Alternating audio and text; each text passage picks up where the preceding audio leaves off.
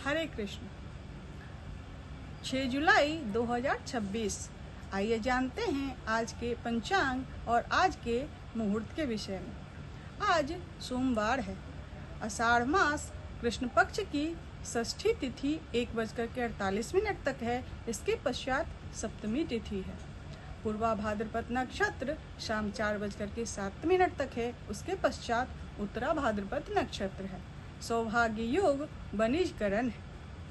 चंद्रमा कुंभ राशि में रहेंगे एवं सूर्य मिथुन में यथावत गोचर करते रहेंगे। राहु काल का समय 7:16 से 8:59 तक है। वहीं अभिजीत मुहूर्त का समय 11:58 से 12:53 तक है।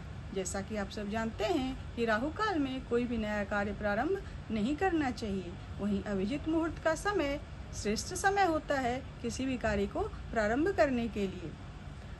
आइए अब जानते हैं चौघड़िया मुहूर्त के विषय में। आज सोमवार है, इसलिए आपको शुभ चौघड़िया मुहूर्त ज़्यादा मिलेगा। अब जानते हैं अमृत की चौघड़िया सुबह 5:33 से 7:16 तक। वहीं शुभ चौघड़िया 8:59 से 10:42 तक है। चढ़ चौघड़िया का समय 2:09 से 3:52 तक।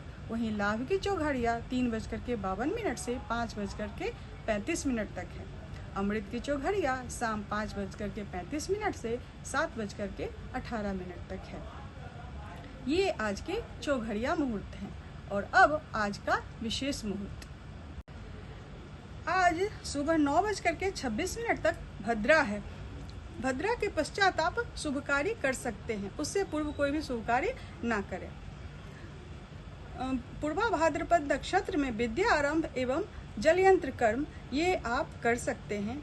उसके बाद रात्रि में 8:51 के बाद जब उत्तरा भाद्रपद नक्षत्र हो तो आप ये कार्य कर सकते हैं, जिसमें गर्भाधान, जातकर्म, नामकरण, अन्नप्राशन, बड़वरण, कन्यावरण, व्यापार आरंभ, आभूषण निर्माण एवं धारण, नृत्य, गीत, संगीत, वाद्य कला आरंभ, नई सेवा ज्वाइन करनी अर्थात नौकरी ज्वाइन करना हो, आवेदन पत्र लिखना हो एवं उत्तर दिशा की यात्रा करनी हो, तो ये सभी कार्य रात में 8:51 के पश्चात किए जा सकते हैं।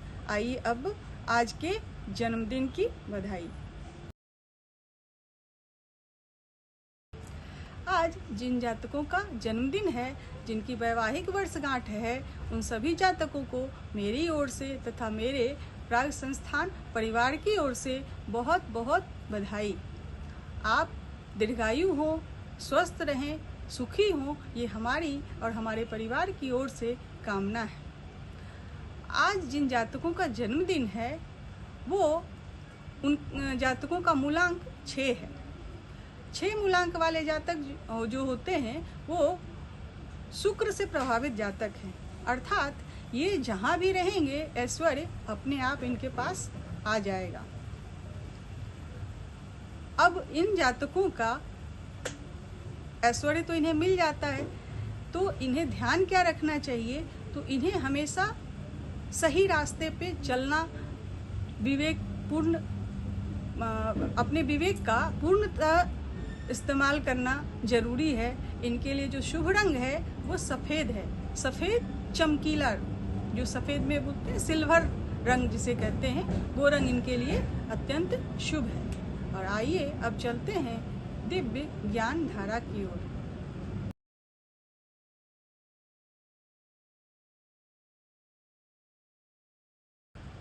हरे कृष्ण। क्या आप जानते हैं कि किस देवी देवता को कौन से पत्र पुष्प नहीं चढ़ाने चाहिए?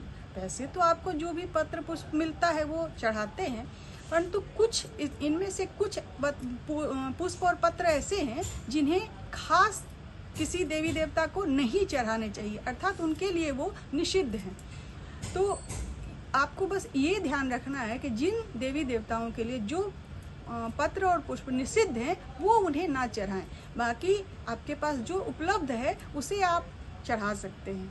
तो आइए थोड़ा सा आज हम जानकारी लेने की कोशिश करेंगे कि किस देवी देवता को कौन से पत्र और पुष्प चढ़ाने चाहिए और कौन से नहीं चढ़ाने चाहिए। सर्वप्रथम बात करते हैं प्रथम पूज्य गणपति जी की। गणेश जी को तुलसी को छोड़कर सभी पत्र और पुष्प प्रिय है। उन्हें दूर्वा अत्यधिक प्रिय है। इन्हें सफेद या हरी दूर्वा जिनमें 3 या 5 पत्ती हो उसे चढ़ाना चाहिए। पद्म पुराण आचार रत्न में लिखा है कि न तुलसिया गणाधिपम अर्थात गणेश जी की पूजा तुलसी से कभी न करें। और जो भी पत्र पुष्प आपके पास उपलब्ध हो वो चढ़ा सकते हैं, पर गणेश जी को तुलसी कभी न चढ़ाएं। अब बात करते हैं देवी की। देवी को आप क्या चढ़ा सकते हैं?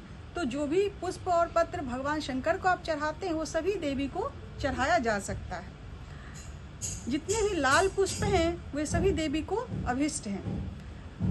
सुगंधित श्वेत पुष्प भी आप देवी को चढ़ा सकते हैं, जैसे बेला, चमेली, केसर, कमल, पलास, चंपा, मदार, कनेर, उसमें लाल कनेर विशेष करके, आक, शंख पुष्पी आदि से के फूलों से देवी की पूजा आप किया करें।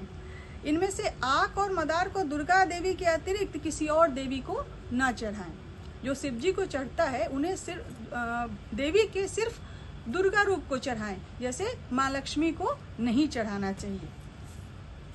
दूर्वा और तुलसी देवी को कभी भी नहीं चढ़ाना चाहिए।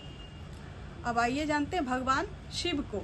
भगवान शिव को कनेर, धतूरा, मदार, अपराजिता, शमी का फूल, शंख पुष्पी, कमल, चमेली, चंपा, बेला, नील कमल, लाल कमल एवं जल में जितने भी पुष्प उत्पन्न होते हैं वे सभी भगवान शंकर को अभिष्ट हैं, उन्हें अति प्रिय होते हैं। लेकिन इन सब में प्रिय उन्हें बेलपत्र है। शिव जी के लिए जो निषिद्ध है अर्थात जो उन्हें नहीं चढ़ाने चाहिए आप उसे नोट कर लें। उसमें है केवड़ा, मौलसिरी, गाजर शिव जी को नहीं चढ़ाया जाता है। बहेड़ा, अनार, केतकी और जूही ये पुष्प और फल शिव जी को नहीं चढ़ाए जाते। अब भगवान विष्णु की पूजा के लिए देखें तो भगवान विष्णु को तुलसी अत्यंत ही प्रिय है। जैसे गणपति जी को तुलसी बिल्कुल नहीं चढ़ानी चाहिए, लेकिन भगवान विष्णु को तुलसी अत्यंत प्रिय है। भगवान तुलसी को कौस्तुभ मणि, जो हम सब ने सुना है भगवान विष्णु कौस्तुभ मणि धारण करते हैं, उससे भी प्रिय तुलसी है। काली तुलसी से भी अधिक प्रिय जो राम तुलसी और श्याम तुलसी हम कहते हैं, तो जो राम तुलसी है वो अधिक प्रिय है। भगवान ने ही अपने श्रीमुख से कहा है कि तुलसी दल ना हो तो कनेर, बेला, चंपा, कमल और मणि से निर्मित फूल भी मुझे प्रिय नहीं है। भक्तराज प्रहलाद ने बताया कि चमेली, शतपुष्पा, कुंद, कठ चंपा, चंपा, अशोक, कनेर, जूही, अपराजिता, उड़हुल और पीले रंग के समस्त फूल, आम की मंजरी, ये सभी भगवान विष्णु को अत्यंत प्रिय है। भगवान विष्णु के लिए जो निषिद्ध पुष्प पत्र हैं उन्हें आप नोट कर लें।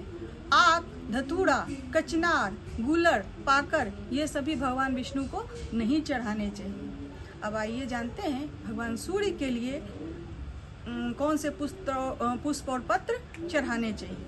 भगवान सूर्य को आक का फूल, उड़हुल का फूल, कनेर, बिल्व पत्र, मौलसिरी, कुश का फूल, शमी का फूल, नील कमल, केसर और लाल कनेर का फूल ये उत्तरोत्तर प्रिय है। बेला अर्थात उत्तरोत्तर प्रिय है, अर्थात एक से अगला ज्यादा प्रिय है। बेला, मालती, कास, माधवी, पाटला, कनेर, जपा, चंपा, अगस्त्य और पलाश के फूल भगवान सूर्य को चढ़ाए जा सकते हैं। भगवान सूर्य के लिए जो निषिद्ध फूल हैं वो हैं गुंजा, धतूरा, अपराजिता आदि सूर्यदेव पर कभी भी न चढ़ाएं। आपको यदि यह जानकारी अच्छी लग रही है और आप ऐसी और जानकारी चाहते हैं तो अपना विषय कमेंट में लिखें, मैं उस पर और जानकारी देने की कोशिश करूँगी। धन्यवाद।